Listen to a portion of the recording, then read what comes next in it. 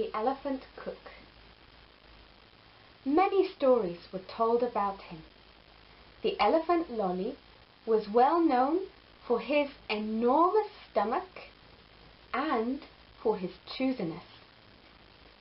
He would never eat ordinary food like his fellow elephants. Lolly prepared his meals himself. His specialty was Lolly's soup. For this, Lolly needed special roots from the ground. He knew the place where he could find these roots, and he would dig them out with his tusks. Then he would collect 10 or so of the most exotic herbs from the jungle. Lolly would put everything into a large hollow tree stump on the plain and mix the roots and herbs properly. He would bring water in his trunk from the nearby river and wait until the hot sun made the water boil in the tree stump. The appealing smell spread all around as the herbs and roots simmered. The aroma used to attract the other elephants to the cooking place. They went, mmm, mmm, enjoying the overwhelming, pleasant aroma. They couldn't wait for the soup to be ready. Lolly had to calm them down and ask for their patience. Lolly enjoyed being the official cook for the elephants. It gave him a chance to eat all the time, for food was Lolly's biggest love. Lolly's stomach was always full. Day by day it became larger until it grew into a grey balloon shape. He would walk through the jungle and pick up leaves from the 100-year-old baobab trees. But although his fellow elephants expected him to eat these leaves with pleasure, like the rest of them, Lolly would put the leaves in a pile until he found something else. Oh yes, why not make leaf rolls in an aromatic sauce of tropical grass?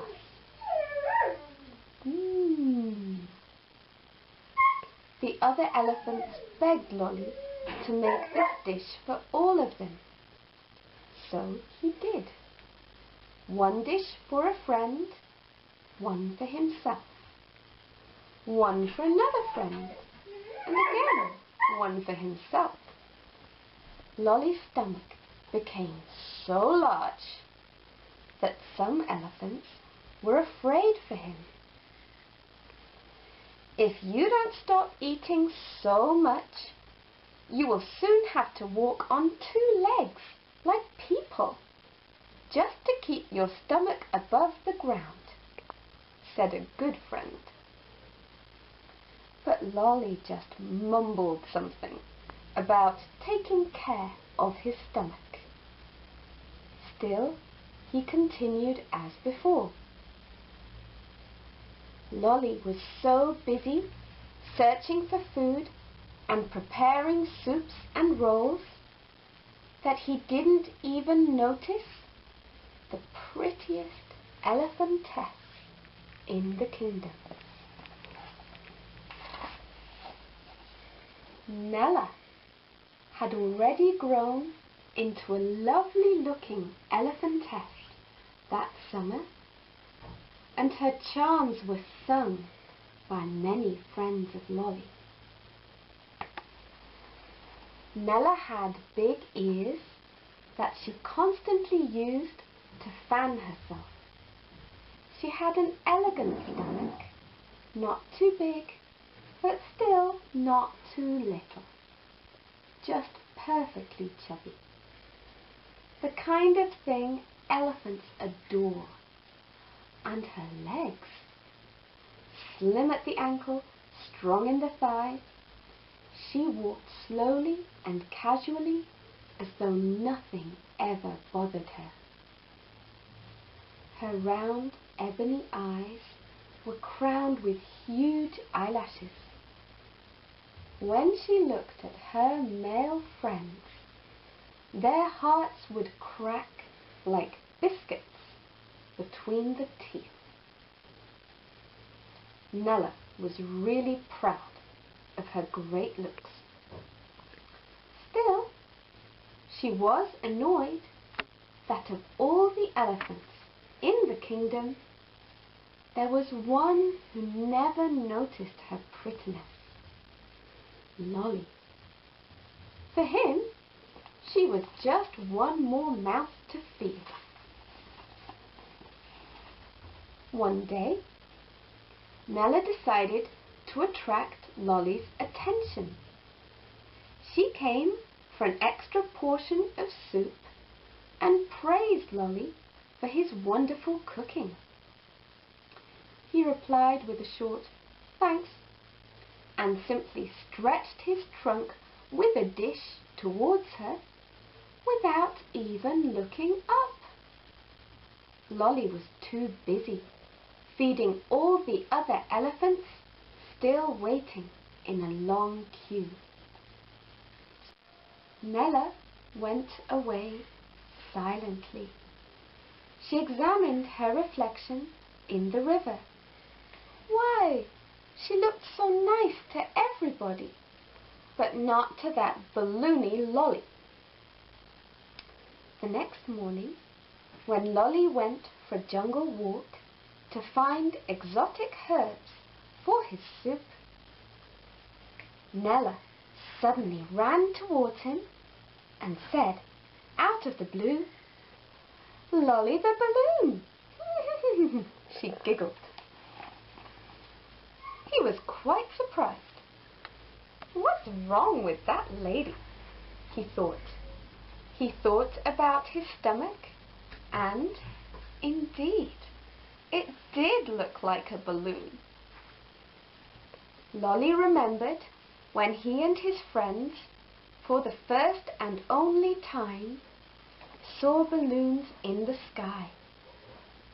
The round, flying things apparently came from a nearby village and now freely travelled above the jungle. Blue, red, yellow, green, pink, violet. Very, very beautiful. He would never forget them.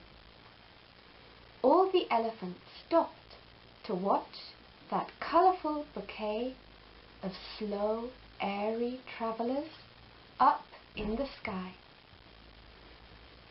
The king of the elephants was cheered by that gift for the eyes, and he took it as a sign of prosperity for his kingdom. And now Lolly was compared to a balloon. He was not sure whether to accept this as a compliment or an insult. He decided to clear up the matter with Nella. When asked for an explanation, Nella's eyes twinkled, her eyelashes going up and down. Lolly was a bit confused. Pretty lady she is, he thought, scratching his stomach. He felt hungry again. Indeed, he had only eaten 100 leaf rolls, and he had only had 10 helpings of soup. "You are like a balloon, Lolly," Nella repeated, just like that. "Oh, and do you like balloons?" Lolly looked straight into Nella's eyes, and immediately he felt his heart cracking like a biscuit. Such warm, dark eyes. How come he had not noticed her before? Yes, I like balloons, but not in the shape of elephants, Nella said, grinning, before she casually walked away. Lolly was sad. He felt in love and ashamed at the same time. That night, he dreamt he was flying up in the sky and trying to touch colourful balloons there, one by one. His stomach formed the biggest grey balloon. As he struggled to catch the small and beautiful balloons, they slipped out of reach. Lolly woke up worried. Oddly enough, he didn't feel hungry at all, and he was impatient to see Nella's warm, dark eyes again. Perhaps she was only joking. Still, he would have to do something about his waistline. Nella smiled mysteriously when he offered her at lunchtime a portion of Lolly's soup.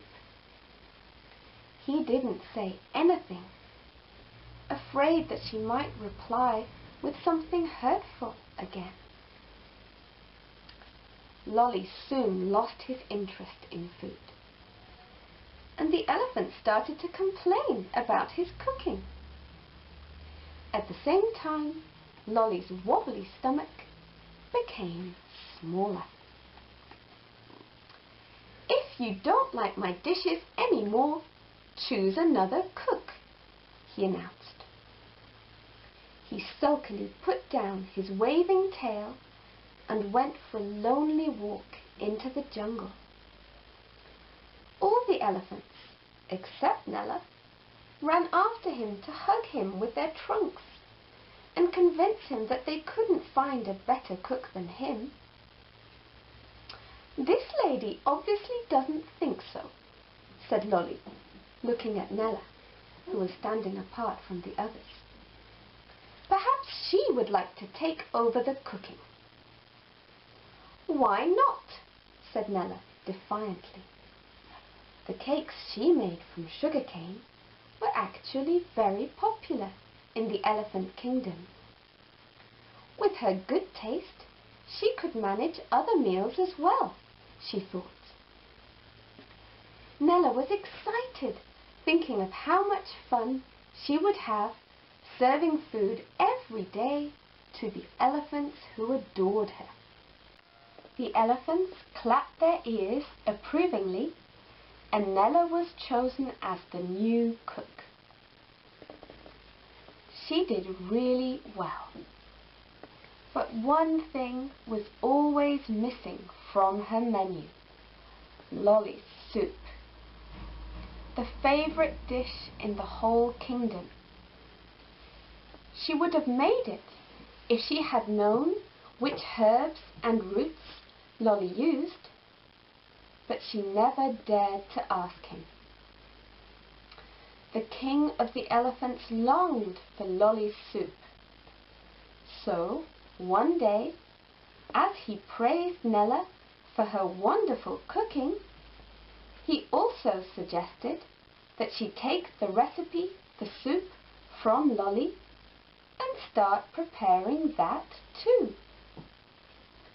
Nella was obliged to do so, for she didn't want to disappoint the kind king. Lolly told Nella the ingredients of the favourite soup without even looking at her pretty eyes. He noticed, though, that Nella's rounded stomach had grown much bigger since she became the elephant's cook. His own stomach, however, was now like an empty balloon Lolly, Lolly, are you still angry at me? Nella asked him unexpectedly. Angry? Why? He responded, pretending not to know the answer. Because I didn't exactly tell you the truth, Nella said. Oh? I do really like balloon-shaped elephants, she went on. And I only said differently because you never wanted to look at me. If Lolly had been a Humboldt penguin, his cheeks would now have flushed. For that's what happens when Humboldt penguins are excited.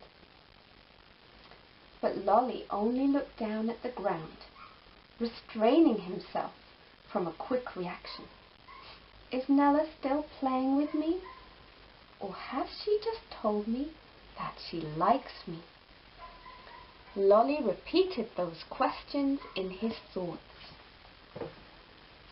He didn't have a chance to think for long, for he suddenly felt Nella's trunk tenderly brought down on his forehead. In the language of elephants, that means, I love you. There was no mistake. Lolly's eyes lit up.